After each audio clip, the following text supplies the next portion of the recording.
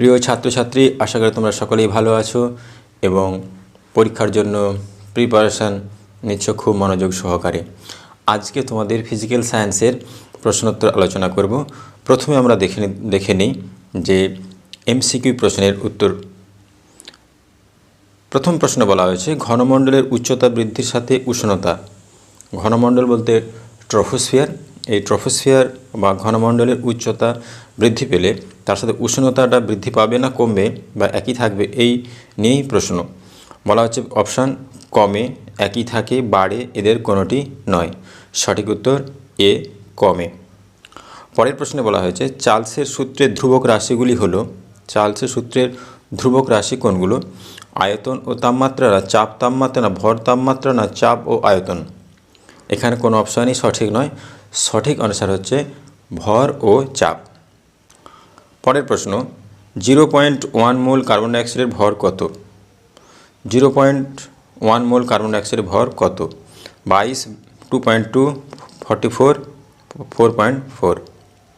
সঠিক উত্তর ডি, 4.4।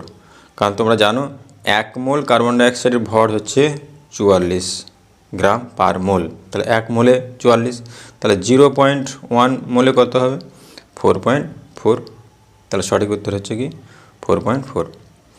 এর পরের প্রশ্ন, কোনটির উপর ধাতুর পরিবাহিতাঙ্কা নির্ভর করে? পরিবাহিতাঙ্কা নির্ভর করে কার উপর? ধাতুর, না উষ্ণতা, না দৈর্ঘ্য, না উপাদানের প্রকৃতি, না প্রস্থচ্ছেদ। সঠিক উত্তর সি, উপাদানের প্রকৃতি। তারপরের প্রশ্ন বলা যায়, কোনো মাধ্যমের আপেক্ষিক প্রতিসরাঙ্ক কিসের উপর নির্ভর করে? কোনো মাধ্যমের আপেক্ষিক প্রতিসরাঙ্ক নির্ভর করে কার উপর? আপতন কোণের উপর, না প্রতিসরণ কোণের উপর, না আলোর বর্ণের উপর, না আলোর গতিপথের উপর? বলছে সঠিক উত্তর হবে আলোর বর্ণের উপর নির্ভর করে। এর পরের প্রশ্ন, নিচের কোন বর্ণের আলোর তরঙ্গ দৈর্ঘ্য বেশি? তরঙ্গ দৈর্ঘ্য বেশি নীল, সবুজ, হলুদ, লাল। সঠিক উত্তর ডি, লাল। এর পরের প্রশ্ন বলা হয়েছে, উষ্ণতা বৃদ্ধিতে ধাতব পরিবাহী রোধ। উষ্ণতা যদি বৃদ্ধি পায় তাহলে ধাতব পরিবাহী রোধটা বাড়বে না কমবে, না অপরিবর্তিত থাকবে, না কখনো বাড়ে কখনো কমে? সঠিক উত্তর কী হবে? রোধ বাড়বে, অর্থাৎ এর দাগে। পরের প্রশ্ন দেখো, এখানে তড়িৎ ক্ষমতার একক জুল, না কিলোওয়াট, না কিলোওয়াট পার আওয়ার, না বিওটি? সঠিক উত্তর হবে বি, কিলোওয়াট। এর পরের প্রশ্ন, জীবাশ্মের বয়স নির্ণয়ে যে তেজস্ক্রিয় আইসোটোপ, এই তেজস্ক্রিয় আইসোটোপ কোনটি ব্যবহার করা হয়? ইউরেনিয়াম 235, না কার্বন 14, না কার্বন 12, না ইউরেনিয়াম 237? তাহলে জীবাশ্মের বয়স নির্ণয়ে ব্যবহার করা হয় কার্বন ডেটিং বলা হয়। তাহলে সঠিক উত্তর হচ্ছে বি। এর পরের প্রশ্ন, নিচের কোনটি হ্যালোজেন মৌল নয়? নিচের কোনটি হ্যালোজেন মৌল নয়, অর্থাৎ হ্যালোজেন পরিবারের নয়?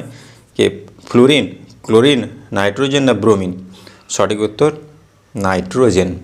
বাদবাকি তিনজন হচ্ছে ফ্লোরিন, ক্লোরিন, ব্রোমিন, এরা হচ্ছে কি হ্যালোজেনের মৌল। এর পরের প্রশ্ন বলা হয়েছে, কোনটি আলফা বিটা গামা রশ্মির আয়নায়ন ক্ষমতার সঠিক ক্রম? অর্থাৎ আলফা বিটা যে রশ্মি আছে তারা যে আয়নায়নের ক্ষমতা আছে, তাদের সেই আয়নায়ন ক্ষমতা কে বেশি, কে কম, কে মাঝারি, এর সঠিক ক্রমটা সাজাতে হবে। তাহলে এখানে দেখো alpha greater than beta greater than gamma, এভাবে সব দেয়া আছে। দেখো এখানে কখনো আলফা বড় বলা হচ্ছে, এখানে কখনো গামা বড় বলা হচ্ছে, কখনো বিটা বেশি বলা হচ্ছে আয়নায়ন ক্ষমতা। সঠিক ক্রমটি এখানে এ, অর্থাৎ আর সবার থেকে আলফা আয়নায়ন ক্ষমতা বেশি, তার থেকে একটু কম বিটা, বিটার থেকে আরও কম সেটা হচ্ছে গামা। তাহলে সঠিক উত্তর হচ্ছে কি এর দাগের alpha greater than beta greater than gamma.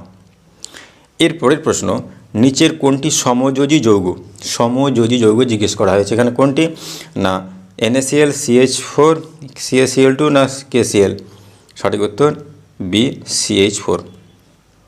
এর পরের প্রশ্ন, অ্যামোনিয়া গ্যাস শুষ্ক করতে কী ব্যবহার করা হয়? অ্যামোনিয়া গ্যাস শুষ্ক করতে গাঢ় H2SO4, না ক্যালসিয়াম ক্লোরাইড, না ফসফরাস পেন্টক্সাইড, না ক্যালসিয়াম অক্সাইড? সঠিক উত্তর ডি, ক্যালসিয়াম অক্সাইড। এর পরের প্রশ্ন, জিঙ্কের আকরিক হলো, জিঙ্কের যে আকরিক সেটি কোনটি? হেমাটাইট, না ক্যালামাইন, না বক্সাইট, না ম্যালাফাইট? সঠিক উত্তর বি, ক্যালামাইন। এরপরের প্রশ্ন, কোনটি পারমাণবিক ব্যাসার্ধে সর্বাধিক? অর্থাৎ এখানে যে মৌল আছে পটাশিয়াম, হাইড্রোজেন, লিথিয়াম, সোডিয়াম, এর মধ্যে পারমাণবিক ব্যাসার্ধে সর্বাধিক কোনটি? সঠিক উত্তর হবে এ, পটাশিয়াম। এতক্ষণ আমরা এমসিকিউ প্রশ্নের উত্তরগুলো জেনে গেলাম। এরপরে আমরা জানব অতি সংক্ষিপ্ত প্রশ্নের উত্তর। 21টি প্রশ্নের উত্তর দিতে হয় এবং নির্দেশ অনুসারে আমরা উত্তরগুলো করব। তাহলে উত্তরগুলো কী হবে দেখে নিই। প্রথম প্রশ্ন আছে শূন্যস্থান পূরণে আমরা দেখতে পাচ্ছি তড়িৎ আধানের একক।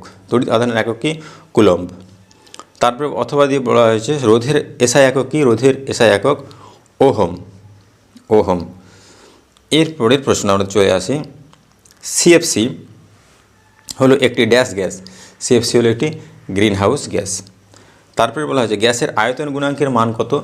না, গ্যাসের আয়তন গুণাঙ্কের মান হচ্ছে 1/273 পার ডিগ্রি সেলসিয়াস। এর পরের প্রশ্ন দৈর্ঘ্য প্রসারণ ঘটে কেবল ড্যাশ পদার্থের। কোন পদার্থের শুধু দৈর্ঘ্য প্রসারণটা ঘটবে? সেটি হচ্ছে কঠিন পদার্থের। তারপরে বলা হচ্ছে কাঁচা ফল পাকাতে ড্যাশ জৈব যৌগ ব্যবহার করা হয়।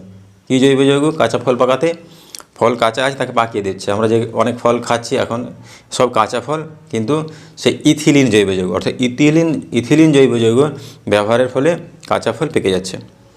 এর পরের প্রশ্ন অ্যামোনিয়ার ড্যাশ পার্সেন্ট অর্থাৎ কত পার্সেন্ট গাঢ় জলীয় দ্রবণ হলো লাইকার অ্যামোনিয়া? কত? না 35%। এরপরের প্রশ্ন 12 mg অর্থাৎ ম্যাগনেসিয়াম পরমাণু যোজ্যতা কক্ষে ইলেকট্রন সংখ্যা কয়টি? 2টি। এরপরের প্রশ্ন আমরা চলে আসবো এখানে সত্য অথবা মিথ্যা নিরূপণ করো। সত্য মিথ্যা নিরূপণে কি আছে? অ্যামোনিয়া একটি জারণধর্মী গ্যাস। মিথ্যা, কারণ অ্যামোনিয়া একটি বিজারণধর্মী গ্যাস। অথবা কোশ্চেনে কি আছে? হাইড্রোজেন সালফার একটি অম্লধর্মী গ্যাস। কথাটি সত্য। পরের প্রশ্ন বলা হয়েছে কি না আকাশ নীল দেখায় বিচ্ছুরণের জন্য। আকাশ নীল দেখায় বিক্ষেপণের জন্য, স্ক্যাটারিংয়ের জন্য। এটি হবে তাহলে কি? মিথ্যা। তারপর বলা আছে আলফা রশ্মি গ্যাসকে আয়নিত করে। সত্য। তারপর প্রশ্ন বায়োগ্যাসের মূল উপাদান হচ্ছে মিথেন। সত্য। নিয়ন একটি সন্ধিগত মৌল। মিথ্যা, কারণ নিয়ন হচ্ছে একটি নিষ্ক্রিয় গ্যাস। এরপরের প্রশ্নে বলা হয়েছে ভ্যানাডিয়াম একটি নিষ্ক্রিয় গ্যাসীয় মৌল। ভ্যানাডিয়াম হচ্ছে একটি সন্ধিগত মৌল, অর্থাৎ এটি হচ্ছে মিথ্যা। তারপর প্রশ্নে বলা হয়েছে তড়িৎ বিশ্লেষণ সর্বদা জারণ বিজারণ মাধ্যমে ঘটে। সত্য। এতক্ষণ সত্য মিথ্যা প্রশ্নগুলোর উত্তর জানলে এরপরে আমরা চলে আসি ক স্তম্ভের সঙ্গে খ স্তম্ভ ম্যাচিং। দেখো ক্ষারীয় মৌল হ্যালোজেন, প্রশম গ্যাস, চাপের এসআই একক, অসম্পৃক্ত হাইড্রোকার্বন, তীব্র ক্ষার। ক্ষারীয় মৌল কোনটি? না ক্ষারীয় মৌল হচ্ছে লিথিয়াম। হ্যালোজেন মৌল কোনটি? না আয়োডিন। প্রশম গ্যাস কোনটি? না প্রশম গ্যাস হচ্ছে nitric oxide, NO, nitric oxide. এরপরের কথা অপশান আছে চাপের এসআই একক কি? পাস্কাল। অসম্পৃক্ত হাইড্রোজেন হাইড্রোকার্বন, অসম্পৃক্ত হাইড্রোকার্বন হচ্ছে কি? না ইথিলিন। এরপরে আছে তীব্র ক্ষার আছে কি? Sodium hydroxide. ম্যাচিং কমপ্লিট হয়ে গেল।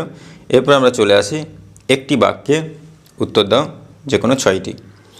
প্রথম প্রশ্ন বলা আছে একটি অপ্রচলিত শক্তির উৎসের নাম। সৌরশক্তি অথবা বায়ুশক্তি একটি হচ্ছে অপ্রচলিত শক্তির উৎস।